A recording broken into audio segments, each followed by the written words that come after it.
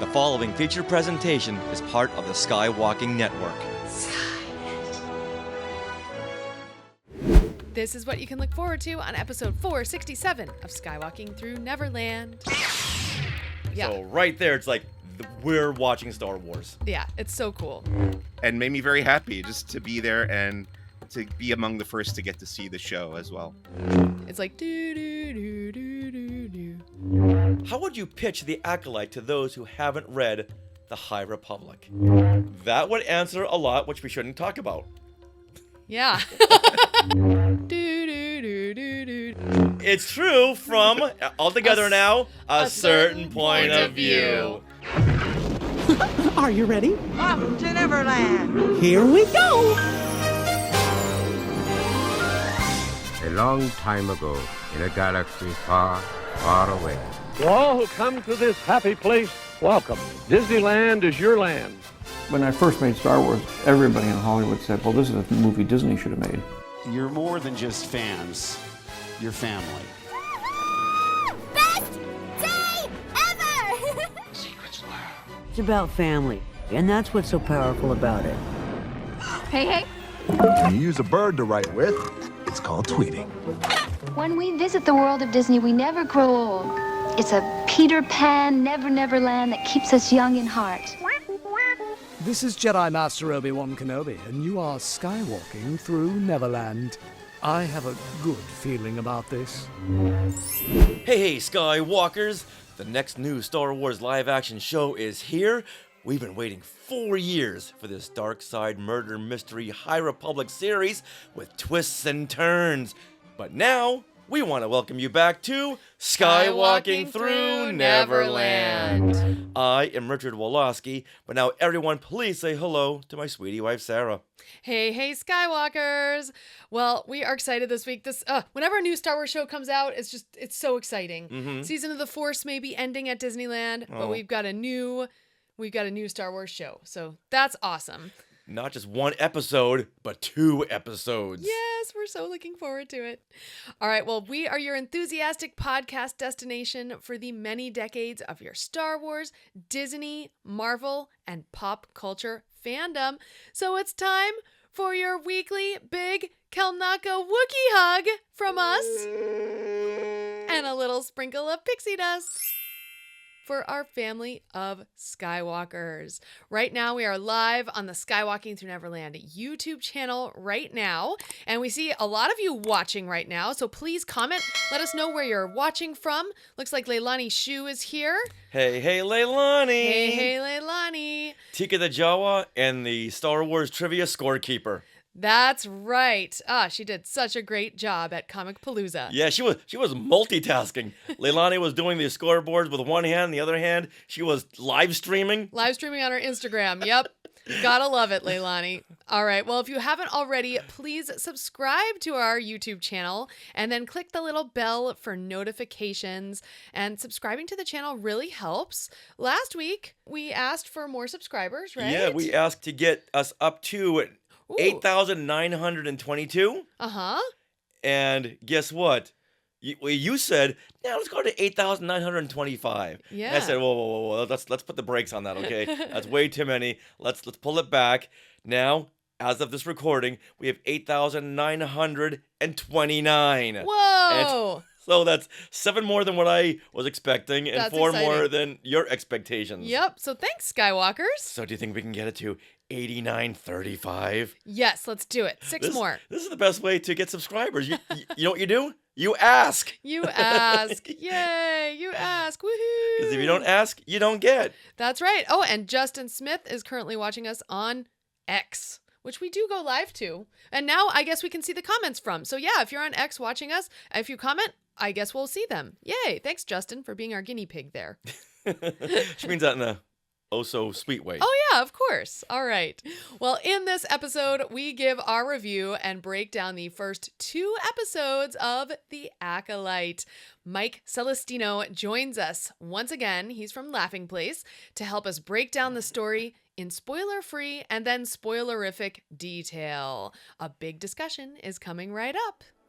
Now, we are being sponsored by Small World Vacations, and they are a diamond-level Disney vacation planner travel agency that can help you book your trip to a Disney park around the world and on a Disney cruise. Best of all, this service is free of charge, so head over there to smallworldvacations.com for a no-obligation price quote and tell them Skywalking Through Neverland sent you. Now, we are recording this episode from Long Beach, California on June the 3rd, 2024. So, Richard, resident expert, what happened today in Star Wars history?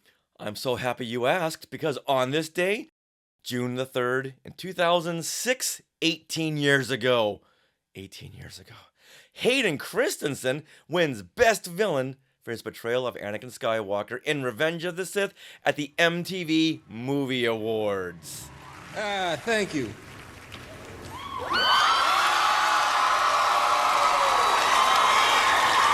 guys are doing a good job of cheering really loud.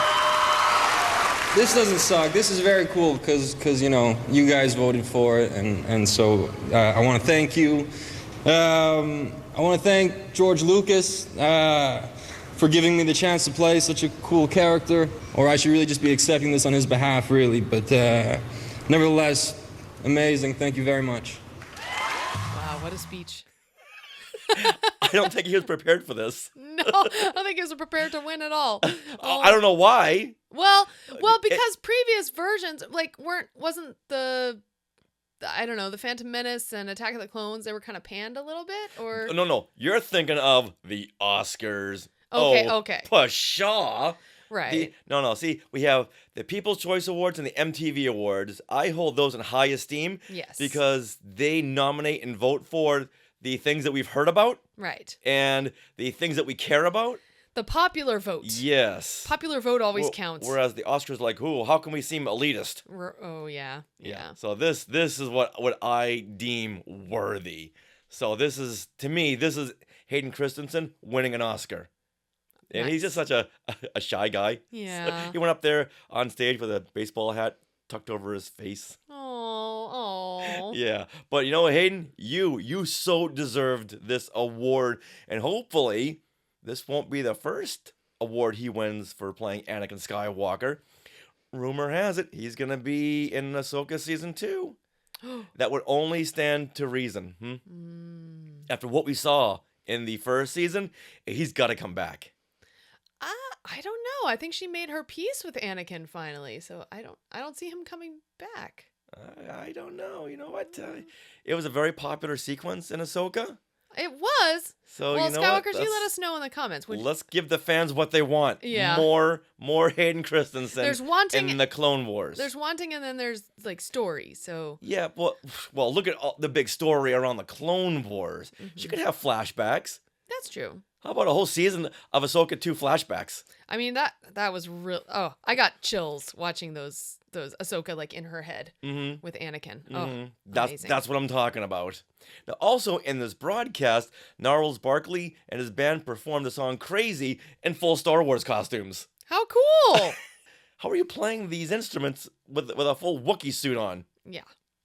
Well, now it's time to get into our discussion of The Acolyte. And now please note, we'll start as a spoiler-free discussion, and then we'll warn you when we get into the spoilery breakdown part of the 2 episodes.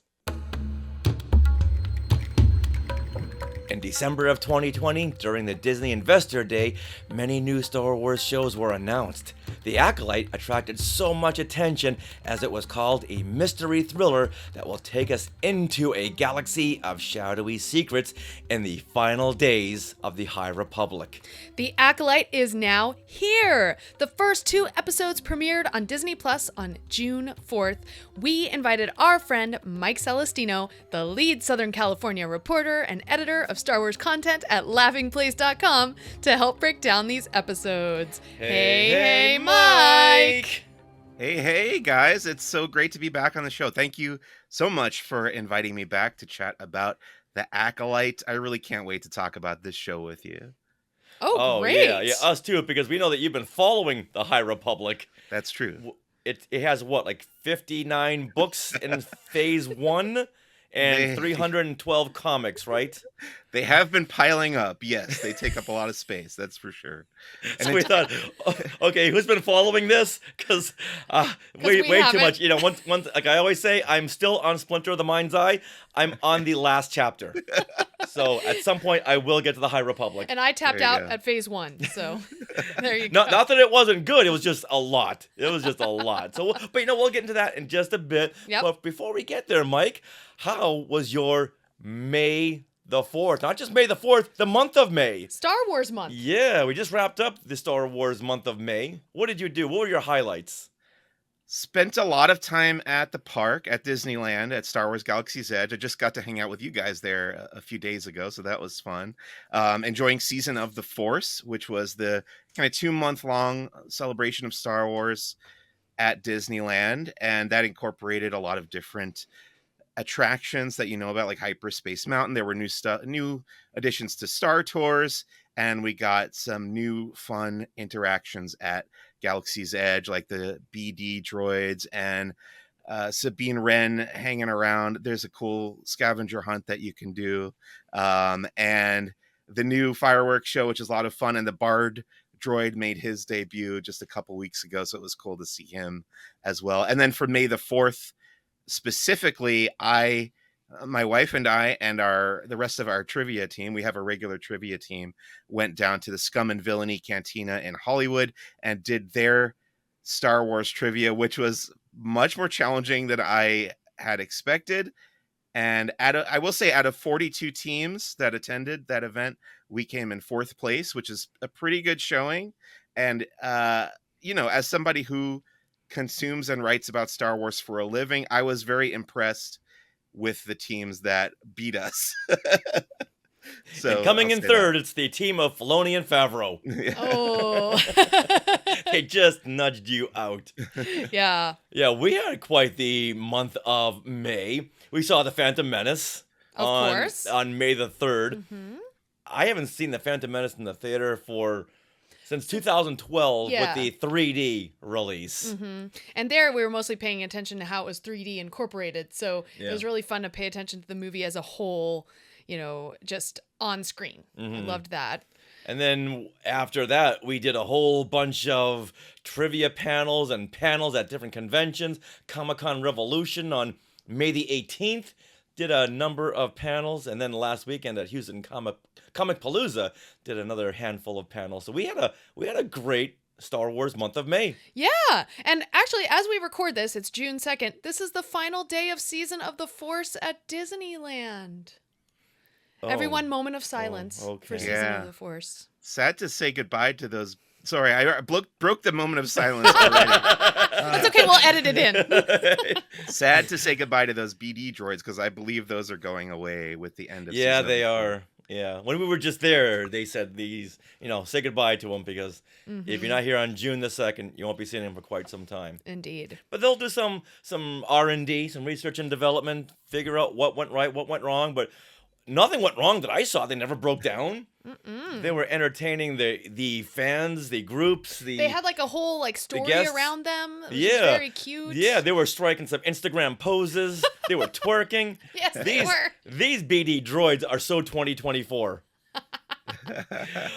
All right, now speaking of 2024, we have the Acolyte to talk about. How's that for a segue? I loved it. Yeah, the new Star Wars live-action series. This is the first live-action Star Wars series we have this year.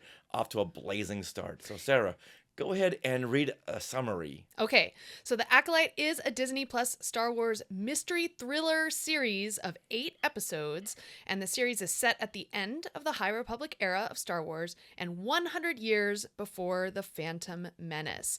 It follows a former Padawan, Osha, who is played by Amandla Stenberg, and her Jedi Master, who's played by Lee Jung-jae, or JJ, as they investigate a series of Jedi murders, all relating back to the point when Osha was recruited by the Jedi. Could there be a new Phantom Menace in the galaxy? Oh, I say yes. I say a big time yes. Now, The Acolyte debuts on Disney Plus on June the 4th, and this cost roughly $180 million for the whole 8 episodes, which comes out to about $22.5 million per episode. And that. Seeing their first 4 episodes, which we're not going to get into 4 episodes right now, we'll get into 2. I'd say all the money is right there on the screen. Oh yeah, I mean the production design alone. I mean we'll get into it, but yeah. So the first Acolyte trailer, which was released in March, racked up 51.3 million views in its first 24 hours, which is a record for any live-action Star Wars series. Yeah, including The Mandalorian. That says something right there. Yeah, that says that we're excited for a new Star Wars live-action series. And maybe delving into the dark side more. That's many fans do like to cross over or stay in the dark side, as we've seen in our YouTube comments. Yeah, Mike, are you a dark sider? I would consider myself more in the middle, I think. I don't consider myself. Yeah, I would be a gray. I don't even consider myself, like, if I were to exist, I asked this question on my own podcast. If you were to exist in the Star Wars galaxy, where would you fit in? I don't think I would be a Force user at all. So I would be somewhere in the middle. I would be in the scum and villainy side. I'm more of a fan of the smugglers and the bounty hunters hanging out in the cantina rather than the Jedi or the Sith. They feel removed to me. They feel like something out of the past. But I am interested in learning more about them, which we definitely do in this series. Okay. I would say I'm more of a light side person until you get me to Disneyland. Then the dark side tendencies come in when I just want to take people's cell phones and throw them into the lake, because the more you're on your phone, the slower the foot traffic goes, because you're trying to read your comments and tweets and texts. Or make your mobile order or whatever. Or stop right in the middle of a busy walkway. We've heard about me rant about this, but there is where my dark side tendencies tend to flourish. I will say that the 2 times I have played through the video game Knights of the Old Republic, I went full dark side. So maybe I give into that temptation really easily. But the dark side powers in that game are just so cool that I could not resist wanting to go dark. Yeah, nice. Sarah, no doubt about it. You're on the light side. I'm on the light You're on the side. light, and nothing upsets you. Yeah, although I do have an affinity for captains. Just in general. Okay. I don't know. Have you noticed how she tries to work that in every conversation? We go through the Jack in the Box drive-through, and she's telling the person on the other end that she likes captains. It's like, okay, you wanted a sourdough and what now? we don't serve captains here. She works at it everywhere. We're at the airport. She's going through TSA saying she likes captains. Like, well, we have one on board, so you might want to put your shoes back on and come on, climb aboard.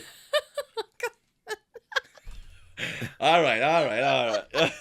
All right, that could go so many places. Okay, well, let's continue with our discussion on the Acolyte. Yes. So Richard and I did have the opportunity to speak with series showrunner and executive producer Leslye Headland during a Star Wars fan site roundtable. So we will sprinkle in her comments as they apply to our discussion. So, Mike, you had the good fortune to attend the Acolyte's Hollywood premiere just last week on May 23rd. Tell us all about that. And were there any captains there? First of all, I really want to send out a big thank you to Lucasfilm for inviting me to this. It was a huge honor, and I was super excited to be there because I do feel so attached to the High Republic era, as we'll get into in a little while. And it was an amazing event. Had a lot of fun. It was super memorable. They closed down, I think, half of Hollywood Boulevard, not the entire street, but they did have a nice red carpet with all the posters and the key art. And I did see, as we were entering, I saw a lot of the stars and creative talent behind the series. There were some props and costumes displayed on the red carpet, like a lot of the lightsaber hilts were behind a glass display, so I got photos of those. And then the character May had her costume on display on a mannequin kind of above the lightsabers, looking down on them. And then there was a big photo op where you could, prove that you were there by taking a nice photo against the artwork. And then once we got inside, there wasn't a lot of to do. Once we got into the theater, like sometimes when you go to these premieres, they'll bring the big the cast out on the stage and introduce the show with the filmmakers, but they didn't really do that. They did give out lightsaber churros like you might get at Disneyland. Those weren't dark side or light side. They weren't colored blue or green. They were blue or red. They were just regular churros, but they had the lightsaber cardboard hilt holder. Yeah, hilt, exactly. And then we kind of just continued to watch people filter in. We saw a lot of Star Wars celebrities. We saw the cast of Ahsoka was there. A few members of the cast, I should say. Cal Kestis was there, Cameron Monaghan. And I saw Dave Filoni and a lot of different people from Lucasfilm. Pablo Hidalgo was there, Matt Martin, who we've both spoken to in the past. So got to say hi to him. And then a lot of members of the Star Wars fan and journalism communities that are our peers that I was very happy to see and say hi to and get to hang out with a bit there. And we chatted beforehand and then a little bit afterward, talking about our thoughts on the show. Overall, yeah, it was just a blast. I know there was a cast and crew after party that not everyone was invited to, so we didn't get to enjoy that, but I'm sure that was fun for the folks behind the show to get to party and celebrate the release of the Acolyte. But overall, yeah, very memorable evening. And then my friend Nick and I did end up going down to Scum and Villainy Cantina, which is down the block, down Hollywood Boulevard from the El Capitan Theater where the premiere was. And that was kind of the unofficial after party for the cool kids who didn't get into the real after party. Yeah, we don't want their stupid party. This is where the real cool party is. So we did some karaoke there, and that was a cool place to hang out. I got to hang out with Alex and Molly Damon from Star Wars Explained, who I've become friends with. And yeah, it was just a great, memorable night celebrating Star Wars, and made me very happy just to be there and to be among the first to get to see the show as well. Well, that sounds awesome. Mm-hmm. Yeah, we were going to be invited, but they sent out an email saying, well, if you're on the last chapter of Splinter of the Mind's Eye, you know what, finish up that book, then you'll be put on the High Republic list, and we'll invite you next time. Exactly. All right, now, with that, let's go around and give our spoiler-free review on these first 2 episodes, okay? And then after that, we'll issue a spoiler warning and we'll get into it. Spoilers aplenty, but not right now. Right now. Okay, so you are our guest, Mike. What is your spoiler-free review? I am really into the show. I thought the first 2 episodes were really good. I wouldn't call them great just yet, but this is a very heavily serialized show. So I think I kind of have to reserve my final judgment until we've seen all 8 episodes, because it is a mystery that's playing out over the course of all 8 episodes. So it's very hard to judge it based on the first 2. But I will say what stood out to me from the first 2 episodes that I really enjoyed were the action, really well choreographed fight scenes that were very exciting and entertaining. And then the tone of the show, which is a film noir, basically, which is a genre that we don't see explored or referenced or reflected that much in Star Wars. So I'm glad to see, we get a lot of Western, we get a lot of samurai movies, and the serials, the Buck Rogers serials that George Lucas grew up loving. But film noir, it's a little bit outside the Star Wars box, but I'm really glad that they're incorporating that now into the franchise as well. They've done it a little bit in the comics, which we'll talk about in a little while, especially in the High Republic. There's some noir aspects, but I liked it for those reasons, and definitely looking forward to seeing more. Now, when you say film noir in this episode, like what are some elements that really scream to you film noir in The Acolyte? Basically, the murder mystery aspect is number one. And then the fact that we are watching the Jedi Order act as basically detectives trying to figure out, and that immediately made me, if you go back and watch the Maltese Falcon or any classic film noir movies, a lot of these movies are detective stories, and they deal with darker themes and darker elements. And I think that's what brought film noir to mind for me. And there's I did a little bit of research actually, because the use of are we in spoiler territory? No, not yet. Okay, no. let's hold that thought then, and I'll get back into talking about noir later on. Okay, no All problem. Right. Sarah. Okay. So for me, so there's things I loved and there's things I'm not quite so sure about at this point. Like you, Mike, I do feel like there's more to this story, that maybe some of these hand-wavy moments where I'm like, oh, why did that happen? Why did that happen? Some questionable choices will be revealed later. But as for what I loved, I really loved the character chemistry. You really get a sense of relationships right away between characters. And I think this is something that Star Wars does very well, particularly in A New Hope. Luke, Leia, and Han meet each other, and immediately you're like into their character chemistry. Yeah, don't forget Chewie. And Chewie. Yes, absolutely. I also feel, just on our rewatch this morning, the production design and of this series is off the charts. Like, it is beautiful. It looks Star Wars. It's amazing. And so if you just want to be enwrapped in a Star Wars world, watch The Acolyte. I think that's great. Oh, when May first walks into the city with the tavern, she walks underneath that arch, which we see in The Force Awakens, which is a Ralph McQuarrie design. Oh, yeah. So right there, it's like we're watching Star Wars. Yeah, it's so cool. And then the action scenes, again, are amazing. That Indara versus May fight, I mean, there's a reason that fight is in all the trailers that we see leading up to this series. And also, I feel like there's some great dialogue referencing messaging, like Aesop's fables. You always get a message in each of those fables. There's like a message to each of these episodes, and usually it's said by Jedi Master Soul. Mm-hmm. You get this great like nugget of a message. It's like, oh, take that with you. So that's sort of like the Clone Wars cartoon also. Yeah, the fortune cookie. Yeah. Right. It's just buried in the episode rather in the Clone Wars cartoon. It's right at the top. Right there. Like, okay, this is what the episode's going to be about. Yeah. Well, that's more for the youngins, where this is not for the... I guess, okay, what age do you think this is appropriate for? I know we've been saying it's dark, it's a murder mystery, it's noir, which don't always scream this is for kids, unless you're talking about 2024 and kids are watching Squid Game.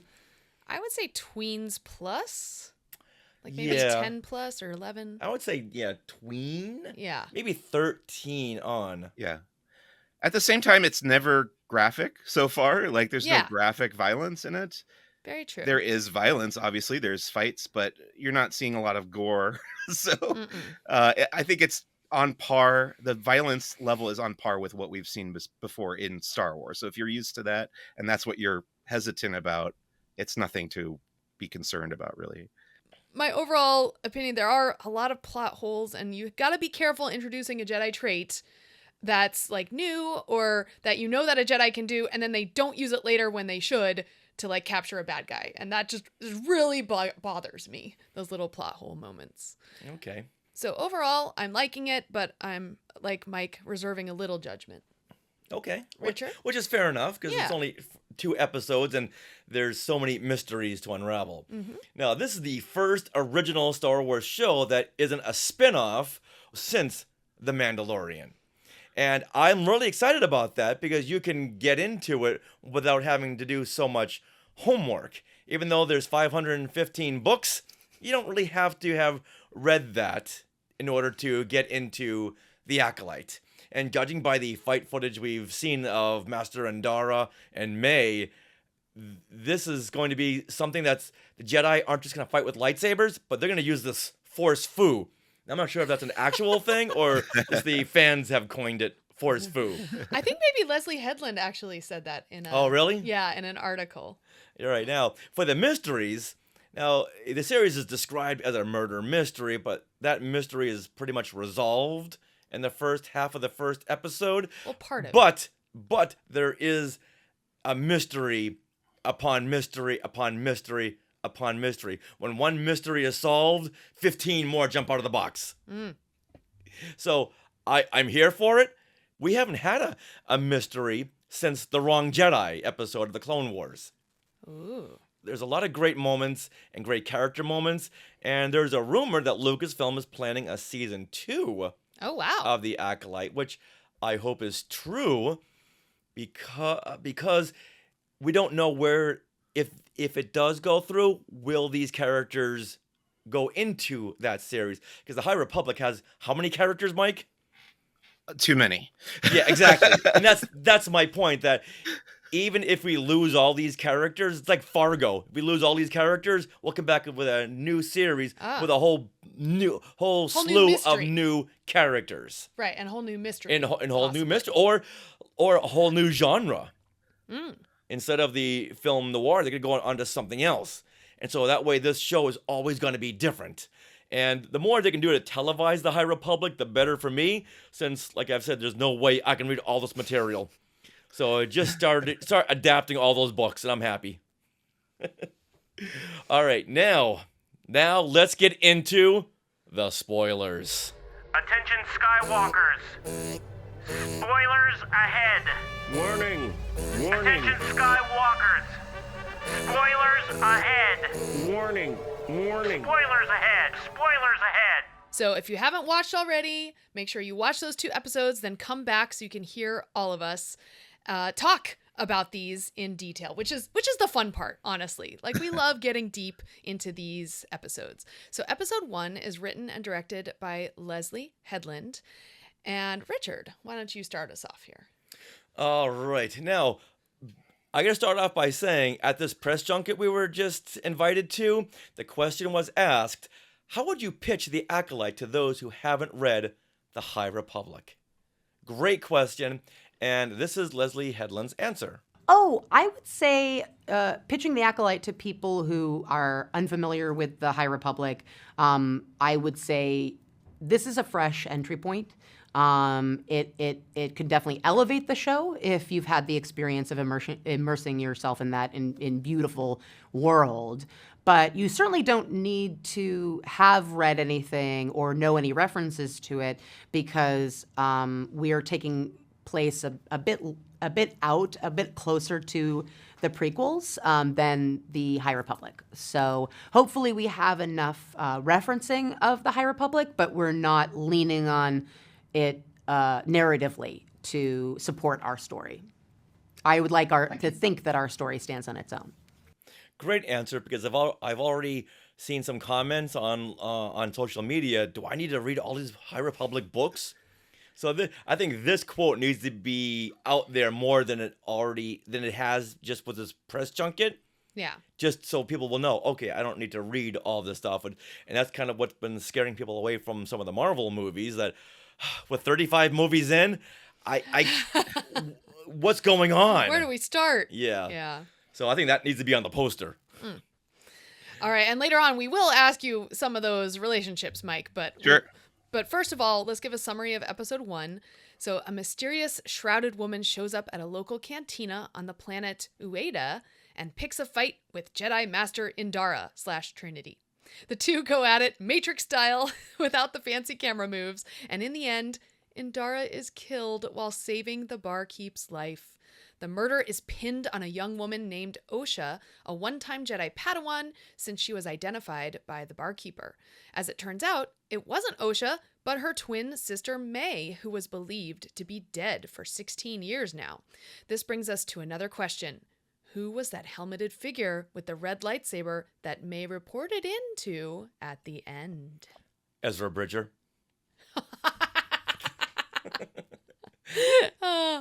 All right. Mike didn't get that joke. Mike's reading ahead. All right, Mike. So once again, you're our guest, so you get to go first. So what is your spoiler-rific review of this episode? Well, I will start by asking you both, did you think from the trailers for this show that Carrie-Anne Moss's character would die in this fight? Not whatsoever. No, but I was talking to someone, and I think it was Trisha. She was like, I think she's gonna die, and I'm glad she gave me that little bit of heads up, because otherwise I would have been super upset. Yeah, I had a similar thing happen to me where a friend pointed out to me, like, oh, Carrie-Anne Moss is going to die, because they talk about, oh, someone's killing off the Jedi, and then you see May show up in the bar and they have the fight. That's all in the trailers. So he kind of put the pieces together there. So it was a little bit Carrie-Anne Moss. Yeah. How do you kill her in the first 10 minutes? Right. Thankfully, also, we know from the trailers that she is in other scenes. So we're guessing that there's flashbacks later on. But yeah, other than that, I think I had seen theories about the whole twin thing, which this is going to get into this is what I was going to mention earlier. So I'll talk about it right now. Sure. There is a fairly common trope in film noir of the use of twins. I actually did a little bit of research about it, and there's at least 10 movies that are considered film noir that use twins, but one in particular seems like the plot of this movie may have been,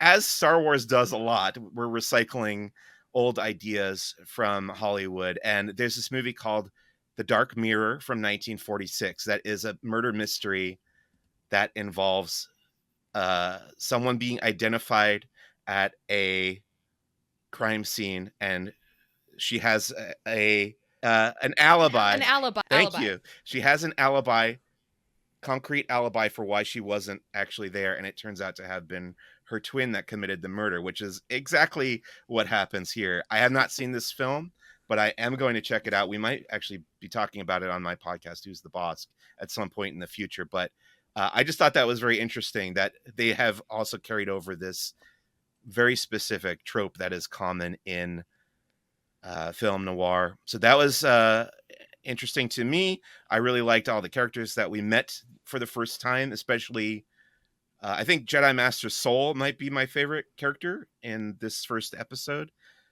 And you can tell that he has a history and he has something hanging over him.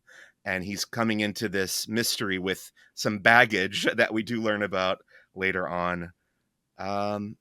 Otherwise, yeah, I think my only real critique here, if I want to get into like the negative side, the episode ended very abruptly for me. There is kind of a hint at, we get to meet May's master basically very quickly. And there's a very quick, I think it's a wipe or a dissolve that goes to the credits. And that the editing there felt a little abrupt and choppy to me. Also, I have a nitpick with the opening titles. We do get a little bit of a synopsis of what's going on in the galaxy at this point in the timeline, and they very much gloss over. Actually, it's kind of the opposite of what you would expect for something coming after the events of the High Republic on the publishing side, because they gloss over what does happen in the books and novels from the High Republic. Doesn't really even get a mention. In fact, they talk about how it's been centuries without a war, which if you've read the High Republic, you know that's not really true. So I was a little confused by why they did that, but that was my really minor nitpick. Well, now it's our nitpick because we didn't notice that until now. Okay. Wow. Okay. Yeah. So you're talking about that mystery box, and yeah, they did do that mystery box thing really well in this episode. And I think, Richard, you and I, before the ending of the episode where you get that whole reveal, like, oh, I think May is alive, right?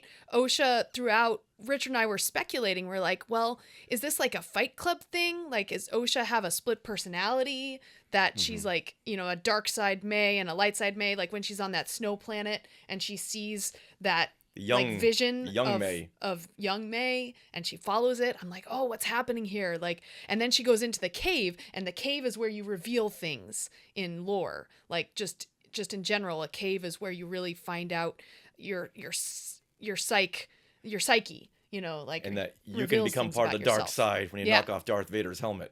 Yeah, so I almost was a little sad when I realized it was twins and not like she didn't have a split personality. Yeah, not completely, but I thought that would have been interesting. That's the way I was going to, a little Jekyll and Hyde thing. Yeah, where each personality doesn't know about the other. Mm-hmm. Sort of like a Gollum almost type too, right? Yeah, I don't know what that means. Okay, but yeah. I was kind of looking forward to something a little bit more deeper, but when they did pitch this as Frozen meets Kill Bill. I thought, okay, Frozen sisters, okay. So that led me more to believe that in the end of this episode, we're gonna find out that it's sisters. That is the first mystery. Out of all the mysteries, that's the first mystery. In minute 20, we get to check that one off. That May and Osha are in fact sisters. Right. Yeah, and this is the whole duality in Star Wars. They're really exploring that theme here in this series. And I think as we go along, that will become a huge talking point. Because already, I mean, we've seen 4 episodes now, and already I want to say things that I can't say yet. Yes. But duality in Star Wars, it's always been there. Jedi versus Sith. And I like that they're exploring duality in like a single person or even just twins. And where have we seen twins in Star Wars? Luke and Leia. Yep. So it's heavily bringing in Star I thought you were Wars going to say themes. Jason and Jaina. So. That too, Jason and Jaina. It's the whole ring theory. Yeah. So I like that, and I can't wait to explore that theme as we go along. Oh, and we will. Yeah. Enough said. Richard, do you want to bring up a point? Oh, I sure do. Yeah. Now, I got super excited when we saw the Neimoidians. Yes. Oh my goodness, these are the Trade Federation aliens as seen in the Phantom Menace, and this was a great tie-in to Episode 1. Sarah, we had to pause it. How long did I shriek? Yeah, you were very excited. Yeah. Like, Neimoidians, oh my god, I haven't seen them anywhere. Just because they've been put in such a negative light. Yeah, okay, they may sound a little Japanese. We get it. But I think that's Lucas's way of mirroring the past. We get it. But here they didn't so much speak in that accent. We had a female Neimoidian. Mm-hmm. So we're really bringing out these characters. And as much as I love Rhodians and Ithorians and Snivians and Trandoshans, I was glad to see that none of those aliens appeared in this first episode. There were other aliens that I don't know the names of. And this is the world building, which I get so excited about. Yeah. Maybe at some point just throw a Rhodian in there, throw an Ugnaught in there, just because you got to tie everything together. And like we've been saying, I did not see Indara being killed off so soon, but we knew that she's such a big character that they've been talking about that, okay, we're going to see her back in flashbacks. Yeah. Now, later on, we do hear that Indara was in favor of discontinuing Osha's training, which opens up a whole new mystery. It was a very quick line as said by Yord. Yes, Yord, yes. And I'm very intrigued by this. We're going to start making lists of all the mysteries because they keep loading them up there because I really want to know what happened. Now, in a character description, Osha left the Jedi Order due to internal turmoil after struggling to connect with the Force. Well, does internal turmoil mean her internal turmoil? That's another mystery. Add that to the list. Okay. So I think if it's internal, that could mean anything. Okay. Maybe there's a little dark side in her, and that's the internal turmoil, and that's why Indara said, "All right, we're gonna cut this right out. All right, pack up your room and clean out your locker. You're done." Yeah. Now, Mike, I want to touch on your point where you said it kind of ended abruptly. You end with this soliloquy, as overheard on screen by this bad guy, Sith. We're not sure if it's Sith or Force user. Yeah, and you hear him, and he's saying that the acolyte kills without a weapon. The acolyte kills the dream, and it just seems so non-Star Wars to me. This. Yeah, but you got to keep on opening up the world by introducing new verbiage. But also, he said the acolyte kills without a weapon, and he ignites his lightsaber. Yeah, it's like, hey, wait a minute! It just doesn't make any sense. Like the easy for you to say up there on the high ground, okay, with a weapon. The timing was so weird, and then like this whole don't use a weapon to kill someone. Well, aren't your fists weapons? Aren't your feet? They're your registered kicks weapons. Weapons, like I don't understand this whole non-use of a weapon. Like, what does this mean to you guys? We got Mike right here. Yes. Let's ask him. Yeah, Mike, please. Mike, is this something that we see in the High Republic? No, this is new to me. This is not something that I recall from any of the High Republic books. Well, I'm going to reserve my judgment because we don't know the whole story just yet, and we just see a little bit of May's training through this dark-sided character. Okay. They harp on this a lot, and I don't understand it. So that's why it bugs me, because they talk about it a lot. Okay, May, you get 4 Jedis to kill. There's 1 you should really use a weapon. Can I point out one other thing from episode 1? Please. Not episode 1, The Phantom Menace, episode 1 of The Acolyte. There is another, what I thought was a movie illusion, because when they're chasing May through the caves and she comes out on the edge of that opening and she's looking out over the chasm, all I could think of was The Fugitive, starring Harrison Ford. I didn't kill my sister. Yeah, exactly. I don't care. Gotta tweak the dialogue. Yes. Seeing this episode in the theater with the big crowd at the premiere, when she turned around and said, I think her line is, "I didn't do it," something like that. I had to stop myself from yelling, "I don't care," Mystery Science Theater 3000 style, because it was very tempting to me in that moment. Well, but then Master Saul says, "I believe you." It's like, well, I know you're trying to talk her off the ledge, but that just seemed like Master Saul is ready to believe everything that OSHA says. Well, that's what I think. That's the connection between the characters really coming to light, and I think that's what that's but done after very well. so much time, 8 years of being away from the 6. Jedi? 6 years. 6 years, right? Yeah. Away from the Jedi Temple. That OSHA is going to be a whole new person.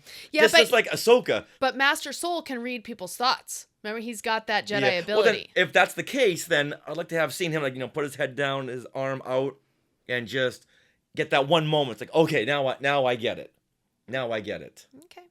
So there were a lot of those kind of moments that they should have just given another couple of beats to really flush out. A couple of beats would have really answered a lot in a lot of these scenes.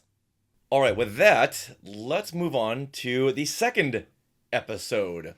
And this is written by Jason Michaeleff and Charmaine DeGrate, directed by Leslye Headland. Those are 3 hard names to say together. All right, summary of this one. Osha has been brought back to the Jedi Temple on Coruscant, where she joins the Jedi hunt for the killer. Among the team is her one-time Jedi Master, Jedi and Master Soul. Osha finds May, her twin sister, who she believed was dead. Now, they've tracked her to a planet with a Jedi sanctuary where May has killed Jedi Master Torben. Uh-oh. Yeah, she talk about checking off boxes. May's checking off those boxes. Yeah, so each episode, are going to kill off another Jedi. Uh-oh, who's going to be left? So, right. Mike, what do you feel about this one? Another really good episode. Again, the thing that stuck out to me the most about this episode was the big fight scene at the end between May and Soul. Yes, Master Soul, thank you. And the choreography was just so cool, and the way that May gets out of a kind of a no-win scenario caught me off guard. Like, I didn't see it coming, and that played well for me. It was a smart move on her part, using, I guess, since we're in spoiler territory, she uses the dust and dirt on the ground as kind of like a Batman move, almost like causing a sandstorm and disappearing, obscuring everyone else's vision so she can make her getaway. But I thought that was a lot of fun. And then there's a Jedi stakeout in this episode, which I don't know if that's something that I've seen before either. So I enjoyed that quite a bit. And again, it brought me right back to like the Jedi basically being space detectives and space cops in this episode. And there's even like the moment where, what's the Padawan's name? Jeki arrives in the ship, and there's almost kind of like the spotlight, almost like a police helicopter coming down on May's character there. So really liked the look and the visuals and the action in this episode. And we got some nice world building with the idea of these Jedi temples, which this is established in the High Republic books, that these Jedi temples exist on all these different planets, and you would have Jedi stationed there, like Master, what's the name of the one that they're trying to kill and that she's trying to kill here? Torben, yes. So really enjoyed the world building aspect here as well. I think if I had one critique, there's that moment where we are meant to worry that Osha is going to be implicated in the death of Master Torben, because she has a right. There's some weird. I've watched it twice now, and I still can't understand exactly how it plays out in my mind, because she sees the vision of either her younger self or her sister's younger self, and she runs down the hallway, and she comes out around the other side of where the other Jedi come in to Master Torben's room where he's meditating, and she arrives first before everyone and finds the little vial of poison, and then the other Jedi come in and it looks like maybe she killed him, but then the other dude, Yord, comes in behind her and he says, I've been watching her the whole time, but he was far enough behind her that I didn't feel like that was true. So that whole sequence of events felt a little clunky to me. Again, I think it's editing and just, yeah. Well, I don't think it's the editing. I think it's more the directing. Maybe. Because, he should have been there watching, maybe you see his face in the background watching, like okay, peeking. I'm not going to jump in here because I want to see what is happening here. I mean, the other explanation is that he's lying and saying that he saw her when he didn't, but I don't know the reasoning. What the reasoning? Well, he did watch her. She veered off. Yeah, she followed the vision of I think it was May. Yeah, vision of May. May, and then that led her to the room where Torben is, and Yord was a couple of feet behind her, but I'm not sure why he wasn't peeking in to watch what was going on. Yeah, a little, like you said, I think a little insert shot of his head peeking around the corner would have helped. It's like those little moments could clear everything up. Right. Yeah. And as soon as Osha reaches down for that vial, it's like, no, you don't touch anything in a crime scene. Yes! You're already being targeted for the death of another Jedi. We were both yelling at the screen. Yeah. We're like, stop. Like, okay, don't pick up the vial. Back up. Wait till everyone gets here, and then you get in. Oh, yeah, that bothered me too. I think the ending of this episode played similarly to me as the ending of the first one, where we're introduced to Kalnaka, the Wookiee Jedi, really quickly, and then it's like cut and it's over. Like, and then Iris is in. I understand that they're teasing what's to come next, but it just felt abrupt to me in a way that was jarring. But that was similar to the first one. Yeah. Yeah, I don't think that was the way it was meant to be. But maybe for timing, maybe for, hey, we need to save this for the next episode, so let's quickly Iris in and roll credits. Right. Yeah, because it did seem like that's not supposed to happen that way. Yeah. Now, for me, I love how we all see Batman things. I love how you have literally Batman is written in your May notes. is jumping around this Jedi temple like Batman, swooshing this way, swooshing that way. They even have a swoosh noise as she goes up into the ceiling. Oh yeah, where she's gonna go in and kill Master Torben. I love this character because Torben, because he was battle damaged. He had a big scar across his face. He had one eye was all funky. And this is the way most Jedi should look. I guess at this stage, I don't know, Mike, you tell me, Jedi probably haven't seen that much battle.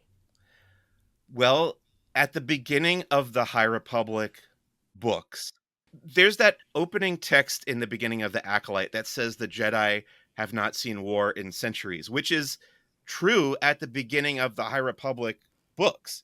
But there is the war with the Nihil that takes place in across these three phases of the High Republic novels and comic books. So there has been a war.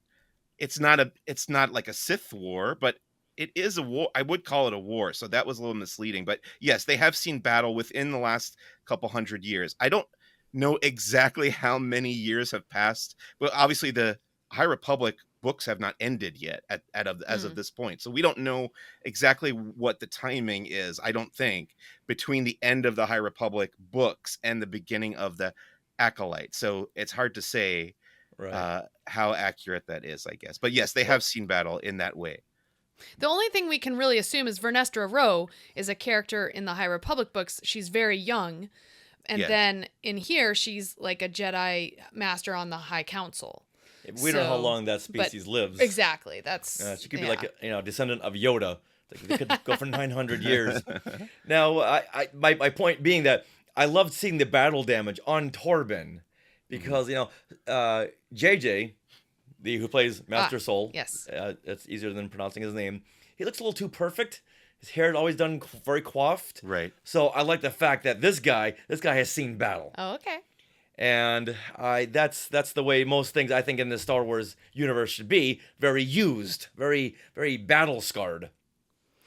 Now, moving on from that, the story, it does get a little bumpy in this episode, like where Osha tries to pass as May to get information from Chimere. Hi. Yeah. Hello. This character played by Manny Jacinto. Yes. Yeah, it gets very, very bumpy there. She fails at this charade very quickly without giving it a good college try. Then the Jedi rush in to back her up. Now, I would picture Osha being a girl of the streets. After the Jedi, she's getting jobs here and there. So I would think that she's someone who can think quicker on her feet. Now, Chimere, he got onto this real quickly. This didn't go more than 30 seconds before he realized, okay, you know what? This is not May. You can put on a robe, you can put on a scarf, but I know you're not May. So seconds later, the Jedi rush in, which I'm thinking, why even bother with this whole charade if this is going to be a 20-second scene and the Jedi are going to come in anyway? Well, because they wanted him to implicate himself by saying, "Oh, did you drink the poison?" That kind of thing. That's what. Yeah. Okay. Remember, Jackie says that. Yeah. In fact, she was wired. She was wearing a wire. Exactly. Yeah. Yeah. Yord wanted to do that. Yord wanted to rush in as Jedi and just arrest him. Right. And Jackie was like, or we could have Osha go in and pose as May. Right. Okay. Yeah. Okay. Yeah. They did get it wasn't a full confession. He just said the poison. He never said the poison that I gave to May. So even there, I think a good lawyer could get him out of this. Okay. So I would like to have seen more cat and mouse with this. And yes, there are lawyers in Star Wars because the Lando Calrissian trial is going on in the comics right now, and he has a lawyer. So this scene could have gone on a little bit, maybe another 30 seconds to really show more of this character of Chimere. Okay. Because right now, he's just kind of a bumbling fool. Well, I feel like jumping off that Chimere... it's kind of hard to pronounce his name, but she says it once. May says it once. Yes, it's Chimere. She's Chimere. So I think they have an interesting dynamic. You're really not sure. So Chimere knows this bad Sith dude. I don't think he's Sith. But, he's not but Sith. He's not. Well, whatever. He knows Dark the bad Force guy. user, right? He knows the bad guy. But he's not a Force user himself. At least that's what's portrayed on screen.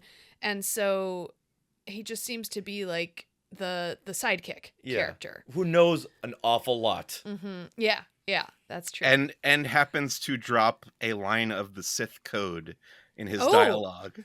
Which line was that? Peace is a lie. It's a line from the Sith code. What? So maybe this is a different faction of the Sith. Maybe there are other dark side users like, hey, we can be Sith too. Who's to say that it's only you two? Maybe it's us over here. So maybe the rebel cells have different factions. Maybe the Sith have different factions. And that would answer a lot, which we shouldn't talk about. Yeah. Okay. Yeah. All right, okay. moving on. Yeah. Well, I want to bring up some lines now. When I talked about the fables and how you have this great lines of dialogue in this episode, Master Soul says, "Our memories are lessons, and if you don't remember the past or meditate on the past, you are doomed to repeat it." Jackie finishes his sentence. And I really liked that little nugget. Mm-hmm. And I think that's just a lesson for us all, not even just in Star Wars, but just in everyday life. Yeah, take that, Kylo Ren. Don't kill your past. I have a question for you guys about episode 2. When Osha comes out of the alleyway and shoots at May in the speeder, and she's got her blaster on stun, do you think she has intentionally missed her shot? Yes. Okay. Because we see her aim, and then at the last second, she raises her arm like a quarter of an inch. Yep. It moves. To miss her. Yeah. What about you? Yeah. I had that thought the first time I saw it, and then I watched it with Tori, my wife, and I asked her, and she confirmed that she also thought she had intentionally missed her. Yes. I would have liked to have seen instead where the two are approaching each other, and because Master Saul comes and C-3PO's the moment, interrupts, that they've got to split apart. So now May is even angrier. It's like, oh, I was about to connect with my sister, and you goofed this up once more. You broke that moment. There's more for me to hate about you. So she's trying to reconnect. However, the Jedi keep getting in the way.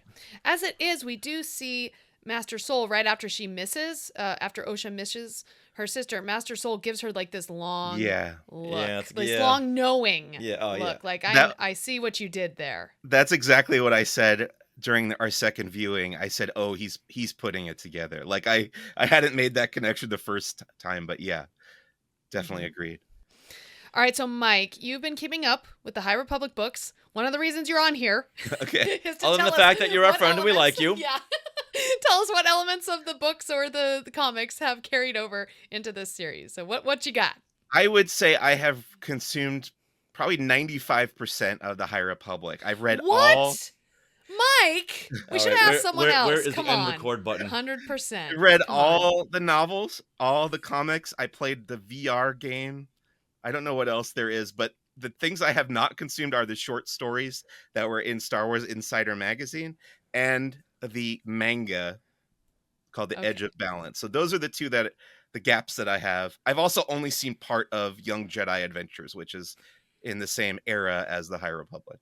I want to see Nubs. I want to see Nubs.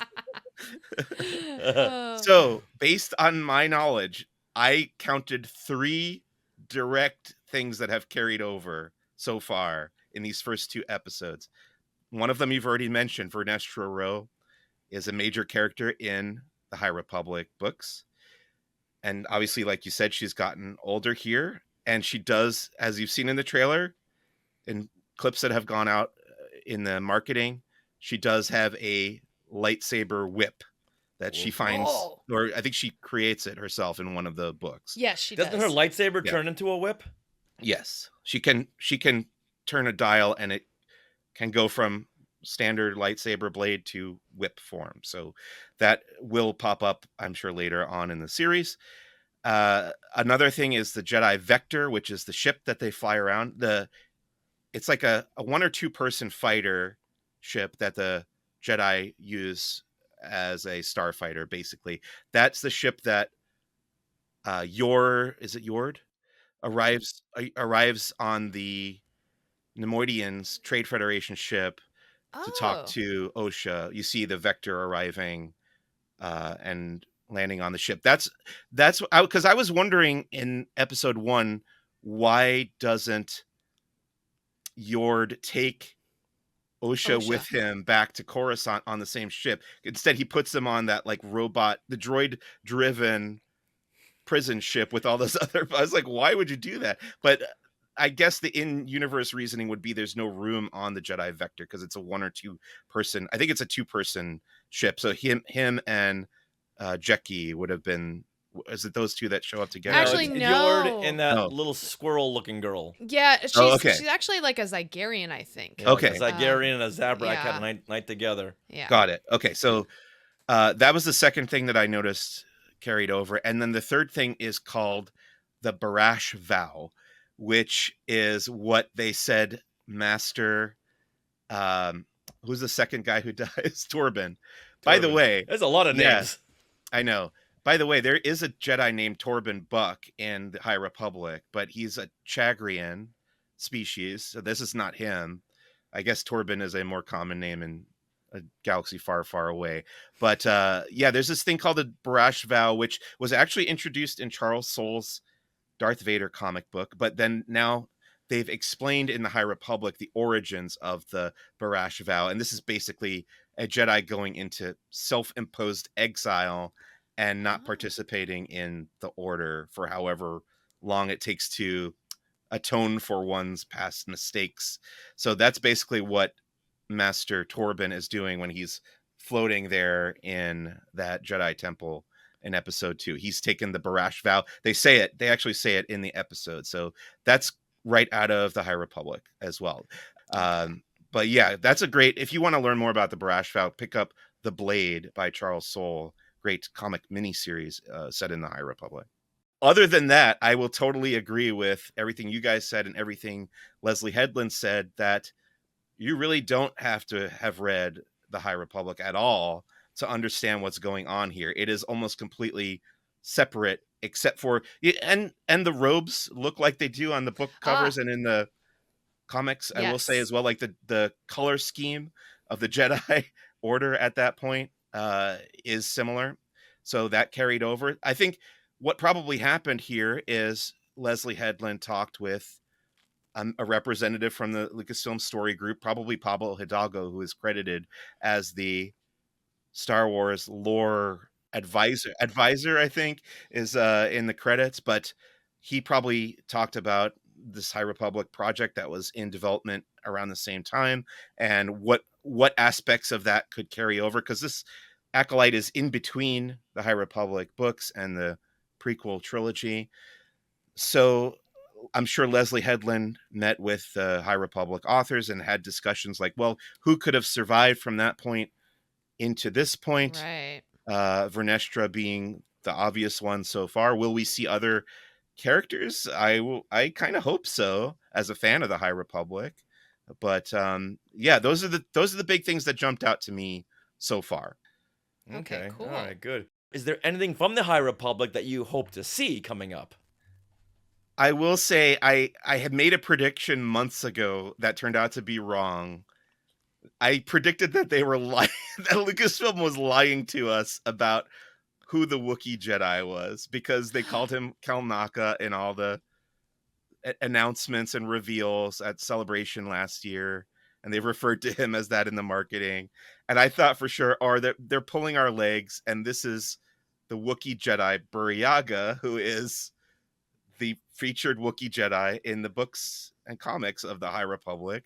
So as far as we know at this point, that turned out not to be true. It is a different Wookiee Jedi called Kelnaka, but we do know that Wookiees are long-lived as well. So I would like to know if Buryaga is still around, and if so, would it be weird to have two Wookiee Jedi? I don't know why not. And then I guess maybe the problem is there, if we see more characters from the High Republic books, that kind of gives them plot armor in the books when we go back to that, because then we know they have to survive to that point. So and then I think the other question a lot of people are asking is, are we going to see the Jedi Council, which has not only at this point it has characters that we've seen in the High Republic, but it also would have Master Yoda and the couple other long-lived species that are on the council. Like Coyote-Mundi, perhaps? Is he a long-lived character?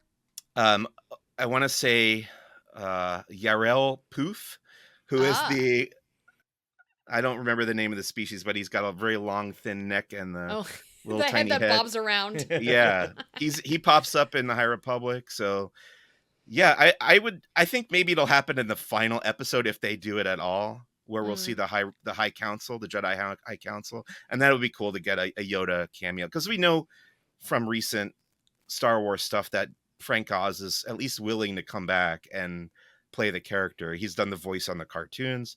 He's done the actual puppeteering in recent movies. Yeah, and he's done some toys. So yeah, he'll come back for this. He actually was Yoda's voice in the High Republic virtual reality game, Tales from the Galaxy's Edge, which had a big flashback to the Jedi Temple on Batuu in the High Republic era. So that would be great. I think it would be, pay off a little bit. I know that Leslye Headland has come out and said there's no real big cameos, so don't watch it for that reason. But I wouldn't be shocked. Do you believe that? Yeah, exactly. Well, maybe what she said is true. There's no big cameos. Yeah, there's a little one. So it's true from altogether now a certain point of view. Nice.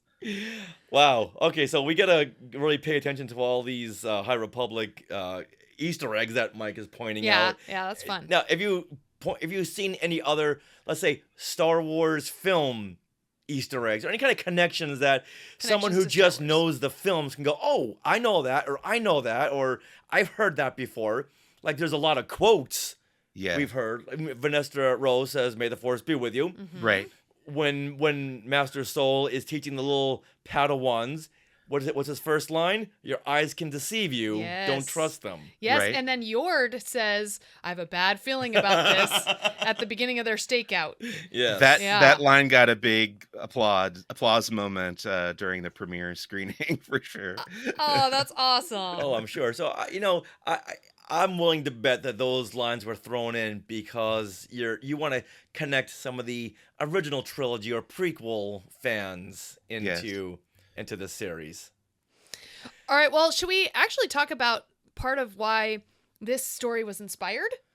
Oh, yeah. So Leslye Headland has talked about how The Wrong Jedi, this episode in the Clone Wars, which follows Ahsoka and her leaving the Jedi Yeah, Order. the whole reason why she's leaving. Yeah, that kind of inspired this story because, well, here, let's let Leslye talk about this. Well, there are two elements of that episode that I think show up in The Acolyte. First of all, the wrongful accusation of a character that they've committed a crime, a really horrible crime that they didn't do. So there's definitely that element. It's one of the things that starts the story off. And then the other thing that I love about that episode is Ahsoka's choice to leave the Order, which is something I hadn't really tuned into as like an option that someone could do. So I loved the idea that Osha has left the Order and sort of created a life for herself outside of that identity. So those were the two things from that episode that I was extremely inspired by. So with Ahsoka, we know the reason why she left, but we don't know the reason why Osha left. Yeah, this internal turmoil. Man, does anybody else have problems with all these names? I know we're like, well, that's new. That's the beauty of a new Star Wars show that you got to learn all these new fun names. Yeah, and that is definitely something else that has carried over from the High Republic because they throw so many characters at you in every book, and each like age bracket has its own set of characters that you have to remember as well. So it is a lot. You know what? You gotta be thankful that they don't have 3 or 4 apostrophes in a name. Yes. Looking at you, Timothy Zahn. Yeah, so the fact that she saw this episode of the Clone Wars and said, wait a minute, you can leave the Jedi Order? Right. What? I mean, that was a shock to us all, I remember. Well, I think, when we were first watching this, that's one of the things that we had pointed out. It's like, oh, wait, she's like Ahsoka. It's like a mirror image of Ahsoka. Right. Being this young girl who just has a whole different, we don't know why Osha left. Right. We can speculate. Well, yeah. we can speculate it's her attachments yes. that really kind of caused her to leave. And I think she talks even with Master Soul about how he tried to teach her that, she needs to let go of her attachment and of her what grief happened to her family and her grief, and she just couldn't. Yeah. So that's the inner turmoil right there. Right. Mm-hmm. We just answered our own question. Yes, we did. Okay. Well, what else helps the Acolyte feel like Star Wars? Mike, did you have anything else that I know we kind of talked about it on the way, but is there anything else? Seeing the Jedi, I'm gonna speak for Mike. Okay. Seeing the Jedi Temple on Coruscant, love that. Yeah, I want to say, sorry, Mike. We're gonna we asked you a question, but you know what? We're gonna keep it. But I want to say we've seen these episodes like 3 or 4 times I know, now, so right? it's all coming back to us. So I think that the higher up Jedi, like the Jedi that are on the council, wanting to cover things up, is a very Jedi thing that we see in the prequels. Like Vernestra Rwoh wants to keep some info from the High Council because then they would have to alert the Senate. They also want to keep this murder mystery from getting out just in the general public because then their enemies would glom on to the Jedi somehow or something. And Mike, that's the question we have for you. What enemies do the Jedi have at this point? Vernestra Rwoh referring to? And she says, we can't let this information get out or it's going to work against us with our enemies. So, like I said earlier, at the beginning of the High Republic, the Jedi don't really have any major enemies, and they are living in a time of peace and prosperity. There is the Nihil, who they're like a band of marauders that come together, and their whole thing is they're like super chaotic. They're kind of the opposite of the Jedi, who are very lawful. Yeah, I don't get the fact that she's talking about marauder types, but political enemies. Yeah, I think she sure. says that. I think she says our political enemies. I don't know. Yeah, it's not ringing any bell. That's not something outside of the Nile. Really, there aren't a lot of people who are opposed to the Jedi in the High Republic books that I can think of. I mean, there are Force cults, which that's one of my favorite aspects of the High Republic, is they start to explore this idea of how do other groups interpret the Force. And there's this Force cult in the High Republic that are opposed to the Jedi's use of the Force. In fact, they consider it like criminal and against nature and against the Force, that the Jedi are manipulating the Force. So maybe somebody like that. Now, that in the High Republic, that group, it's called the Path of the Open Hand. That's who actually eventually becomes the Nile. So it's kind of one and the same. But I do think, maybe there are other groups out there who just don't approve of the way Jedi approach the Force or make use of the Force, because we do know of other different religions basically in the Star Wars galaxy that do pop up in the Republic as well. And there can be individuals like Ezra could use the Force, but he didn't know what it was called. Right. So I'm sure these beings are all over the galaxy. Yeah. Right. Okay. Now, with all these characters, I know they're kind of hard to keep track of. Is there one that stands out to you? Who is your favorite when they appear on screen? It's like, oh, okay, everyone, shh. To me, it's like I said before, Master Soul. He's got my full attention every time he comes on screen. I just love the way he talks. And I know every time I've seen interviews with, and I'm not going to get his name right. Let's call him JJ. JJ. He's speaking Japanese, right? And he's being translated in the captions in the interviews that I've seen. So it's interesting to me that he is speaking English, or what they would call basic in Star Wars. And I wondered, like, does he speak English in real life, or is he just being given like the phonetic lines? I'd be very curious to learn more about that. But yeah, I am loving that actor. I don't know if I've known him from anything else before. I have to look and see what else he's done. But other than Squid Game? Squid Game. I haven't watched Squid Game. I know I've heard a lot about it, but oh my gosh. I haven't checked it out yet. But he's great. Yeah. Kind of like Pernilla August, who played Shmi Skywalker. Shmi Skywalker was her first English-speaking role. Okay. Oh, yeah. Yeah, I saw a headline. I didn't read the article, admittedly, but I saw a headline that Jae Lee had learned English for this role. Okay. So Great. At least he learned enough to act it. He probably didn't. Obviously didn't learn enough to like be in a setting where you're trying to promote the film. I mean, that's a whole different animal. So yeah, it's like, how come every answer you're giving us is a line from the from the show? Yeah, exactly. That's all I know. It's like me. Like I can carry on a conversation in Spanish for face painting, but if someone asks me directions to something in Spanish, I'm like, no, I can't answer you. Like I know certain things. But yeah. Okay, so what about you, Richard?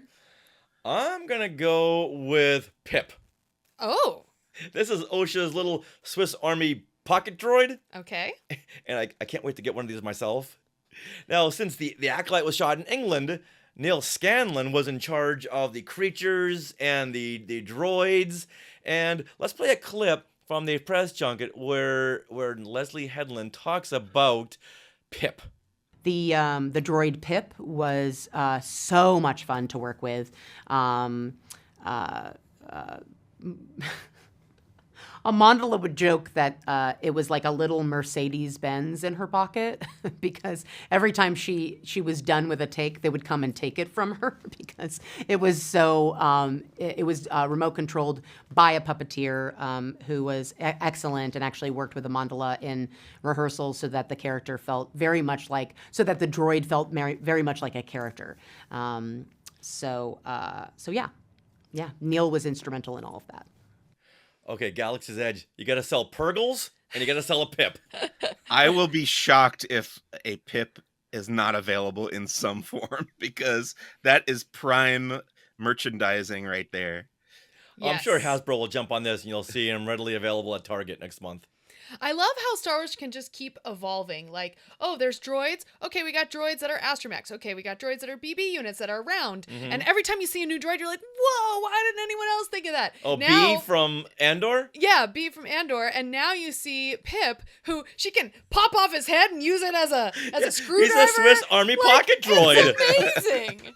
I was like, holy cow, this is like the coolest thing. It just fits in your pocket. Like, how amazing. And you notice she had a lot of pockets? Yeah. What's the equivalent called? It's sort of like in Star Trek. What's the little handheld Tricorder? Tricorder. That's what I was thinking of. It sort of reminded me a little bit of that, in that it's like all-purpose, like handheld device. Yeah, I can sort see of. that. Yeah, you could even like check someone's health with a tricorder or something like that. Yeah, they go, yep, you're good. Yeah. Oh, I fixed you. I've added some immunity or something. Yeah. When? I know. Yeah, Pip is awesome. I am really drawn to Jecki, and honestly, for me, it's her makeup. Like, whenever she's on screen, I just can't help staring at her face and like, oh, how did I do? Oh, I want to do that. Like I take these makeup classes once a month just for fun with my girlfriends, and so like we did a design similar to that with different colors last month, and so now I saw her and I'm like, oh, I want to recreate that. And I do face painting too, so that's all I'm like thinking about whenever I see her. I'm like, oh, I love her makeup, it's so pretty. And then I have to rewind and like see what she's saying because I get so pulled out of it. Rewind. We watching this on VHS. I hit the little 10-second back button. Boop boop. Yeah, she's much like Obi-Wan is to Qui-Gon in the Phantom Menace. Not afraid to take the lead in a situation. Yeah, and she's funny. Like her whole thing about Yord, like she's giving him Yord. We can R2D2 do that out. But yeah, she's Yord, put on some clothes. Like it's just so matter-of-factly. Not Yord. And plus, she's a good counterpart to Osha because they're the same age. Yes. Mm-hmm. So we can see them forming a good relationship. A little attachment. Did you guys watch the conversation between Leslye Headland and Dave Filoni that was put out on the Lucasfilm YouTube channel? I liked what she was saying about how she also borrowed some of Ahsoka for Jecki Lan too, because I think somebody had given her a note that Jecki should look more afraid going out on her first mission as a Padawan. And she had remembered Dave Filoni talking about George Lucas's note about Ahsoka, that Jedi training has to mean something. Like they would be prepared to go out and not be afraid at that point in their training. So taking advice and using, I think, as Leslye Headland said, using the George Lucas era of Star Wars as the North Star to point toward is really a great approach for this new content. Yeah, I love that quote from her, that George Lucas is the North Point Star. Yeah. The North Star in Star Wars. Always look there. Yeah. Always look there. Yes. And plus, Jecki's surrounded by Jedi Knights and Jedi Masters, so, what's the worst that could happen? Right. Now, one thing about Star Wars is a huge thing about it is music. And so I used the opportunity in the roundtable to ask Leslye about composer Michael Abels, who is a new composer to Star Wars, but he's mostly known for his work with Jordan Peele on Us, Nope, and Get Out. And on one of those, he won a bunch of awards as well. I believe it was for Get Out. So this is what Leslye said when I asked her about how she interfaced with Michael Abels. I didn't really start out giving any direction to Michael. He's brilliant. He's a Pulitzer Prize winning musician. He obviously worked on Jordan Peele's films, which is how I just, was introduced to him. There was an element in the show that I felt needed to feel like John Williams, but also had to have an eerier, darker edge to it to tie into the tone of the show.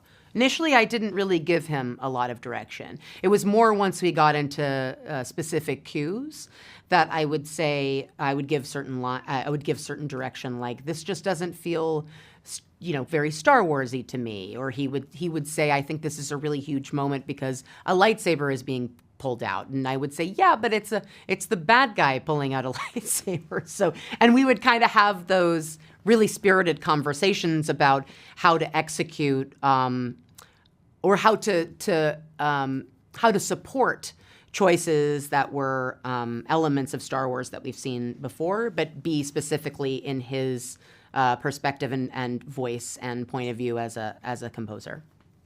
Okay, so I'm gonna come out and say I'm being very nitpicky about the music in this series, and so far I haven't really been a big fan. Actually, I feel like Abel's coming from the world of thrillers. I'm not sure he was the right choice for this. Like, I understand that this series is a murder mystery, needs a different tone, but Star Wars has certain things to it. Like when you see the Star Wars logo, you hear the Star Wars music. When you see certain things, the end credits, they're always the same. They have and a lot of the things that John Williams did was use leitmotifs for various characters or various, like the Force has its own theme, things like that. And so each time the Acolyte logo plays, we get different music. And it's not like Andor where it was the same music with different instrumentation. It's just like completely different. There's no themes you can latch onto. And you don't have these character themes either, at least not that I've been able to hum or hear or connect to. So I wanted to unload this off my chest. I hope it gets better, but like so far there's only been one theme and it's very atonal.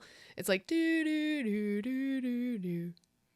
Do, do, do, do, do, do. It's like that's all that I've been able to latch on. Watching it, we've picked out like, oh, that's part of prequel music, or we hear a little Galaxy's Edge there. Well, okay, so the instrumentation is very Star Wars, but I feel like the themes are not there. Now, I have heard that John Williams does have the ability to say, okay, you can use my themes in this project, but not this project. So perhaps he didn't give his permission, because there's this one moment where Master Soul is teaching the kids about using the Force in that Jedi temple. There's the perfect opportunity right there to drop in the Force theme if that was allowed. But no, there's nothing there. There's just like some nice little flutes and things like, oh, aren't we all happy now? It's the Jedi temple. But so Abels is very good at scoring a situation, like the fights, the battles. You feel very tense because the music is making you feel that.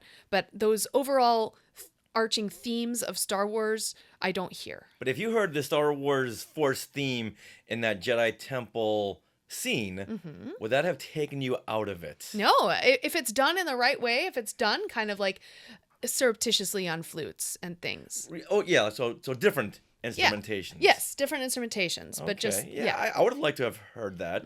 Mike, I've said this before to you, Sarah, but you have a much keener ear for film score than I do. When I'm watching the show for the first or second time, it almost disappears into the background for me. Like I'm not listening to the score specifically. But I will say I'm a fan of Michael Abels. I have noticed and liked his score for the Jordan Peele movies. In fact, I bought the Us score on vinyl. I have that before I even knew he was involved with Star Wars. So I am curious to hear it on its own. As of right now, it didn't jump out to me either way. Now I got to ask you, Sarah, the Rebels season 3 and 4 soundtracks just came out on Spotify, and I've been listening to those, and they're more atmospheric music. Do you think? You've been tuned into this more than me and Mike. So, do you think this is more atmospheric music, or are there actual themes? In which one? In Acolyte. In Acolyte? So far, I only noticed that one theme returning. But again, I can't really glom onto any other themes. Well, maybe. So I feel like it is more atmospheric. Okay, that was my question. Yeah. Which you gotta hear themes. You gotta hear the May Osha theme. You gotta hear more. Maybe a new Jedi High Republic theme. Right. I'm surprised they haven't put out a High Republic soundtrack. Oh. The way they did with Shadows of the Empire. Yep. Yeah.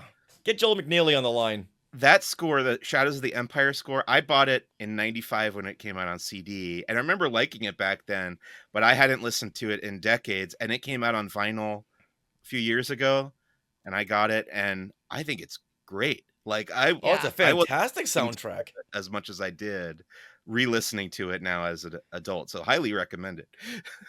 Yeah. Yeah. So Michael Abels or someone, Joel McNeely, get back in the studio. We need something for this, for the books. Yeah, that would be great. So, Mike, before we wrap up our discussion here, is there anything you'd like to say? Anything else you want to unload off your chest, like me and my music? I think Richard hit the nail on the head earlier when he said he wants to make a list of all the current pending mysteries in the Acolyte. That really reminded me of when I was watching the first season of Lost. And I was like, these are all the things we don't know so far. And I'm waiting for the answers. And it kind of, we got some of the answers later on and certain things didn't pan out how we wanted it to. But yeah, I'm really hoping that since we don't know whether the Acolyte has a second season or not, I hope that this season is a self-contained story that answers all of the things that are set up at the beginning by the end of this one batch of 8 episodes. And I love a good mystery, especially if it's got a satisfying resolution. So that would be my big thought on the Acolyte right now. And if it does feel satisfying in the end, I will, of course, give it a high recommendation to anybody who asks me about it. Well, so far it's been getting glowing reviews online. People are just very excited about this. And I don't like it when studios will announce a second season of a show, because then you're thinking, okay, well, I know some of these characters will survive. But if they do more of the Fargo anthology sort of stuff. Yes, there you go, anthology. Then we'll know that, okay, these characters could go at any time. Right. All right, Mike, well, thanks so much for coming on and telling us all about these things that we didn't know about the High Republic. Yeah. And if you want to know anything about the Splinter of the Mind's Eye, the last chapter, you let me know. Okay. So if anyone wants to reach out to you and listen to your show or find you on Laughing Place, where do they go? Yeah, I have my own Star Wars podcast called Who's the Bossk? You guys have both been on it a number of times through the past 5 years. Thank you so much for doing that. And as always, I'm super psyched to be back on your show anytime you invite me. And I also contribute regularly. In fact, it's my full-time job, contributing regularly as the Star Wars editor and Star Wars content reviewer at laughingplace.com. I read every single issue of the comics that come out. I read every novel that comes out from Star Wars. And of course, I'm going to be writing reviews and recaps for the Acolyte as that is released over at laughingplace.com. And we can tell everybody to go over there to laughingplace.com to look up your Acolyte premiere pictures. Yes. All right. So with that, Mike, how would they say goodbye in the High Republic? Not rising moons. Not... Oh boy, they gotta say something. Putting you on the spot. May for the light odds and be life. ever in your favor. No, I don't. For light and life. There you go. See, you came up with one, and I couldn't. For light and life. For light and life. That is the Jedi. I think it's the slogan of both the Jedi Order and the Republic in that era, because they're kind of a unified force at that point. So for light and life, looking forward to more. Excellent. Okay, we'll edit that so it looks like it came from you directly. All right, so with that, Mike, how would they say goodbye in the High Republic? For light and life, looking forward to more. Well, that wraps up episode 467 of Skywalking Through Neverland. We want to thank Mike Celestino for bringing his High Republic knowledge to our discussion. And we want to thank all of you Skywalkers for listening to the show, commenting on our YouTube videos, and chatting right now in the Sky Chat at no notice. Now, are you interested in our books? Well, autographed copies of Today in Star Wars History, Parts 1 and 2, and Skywalking Through My Fandom, the interactive notebook, are available now from skywalkingthroughneverland.com/book. And if you happen to be heading to San Diego Comic-Con, they will be available there as well, along with us. We're not allowed to say what day and time our 2 panels have been accepted for, but generally know that they were Star Wars focused panels, and that generally the Star Wars day at Comic-Con is Friday, July 20. But we're not revealing anything. No, we're not. We're just speculating. We're just helping you put the pieces together. Yes. All right, would you like to support Skywalking through Neverland? Well, you can consider supporting us through the Skywalking Force, which is our Patreon. And the Skywalking Force has access to bonus content. They have access to book sales, book discounts, things like that. And so that bonus content begins at only $5 a month. So head to skywalkingforce.com, have a look at the options available, and thank you so much, those of you who are already part of the Skywalking Force. Now, we want to thank our sponsor once again, Small World Vacations, for their support. Thinking of a trip to a Disney park or a Disney cruise? Well, you can fill out a Get a Quote form at smallworldvacations.com today. Their vacation planning service is free of charge, so check it out and tell them Skywalking Through Neverland sent you. Now, we are part of the Skywalking Network. Where you can find other great shows like Talking Apes, The Max Effects Podcast, The Neverland Clubhouse, Totally Tell Me Everything, Star Warsologies, and the YouTube shows Collectopolis and Today in Star Wars History. You can also find us on social media. We are at Skywalking Pod for most social media outlets. And then you can also search Facebook or YouTube for Skywalking Through Neverland. You can also email us, share@skywalkingthrough.neverland.com. And always remember to see your dentist twice a year for your regular cleaning. And Neverland on Alderaan. Hey, look at those names to the left. They are part of the Skywalking Force, our Patreon. Become a producer yourself and check out all the Disney Plus themed bonus content available depending on the level you subscribe.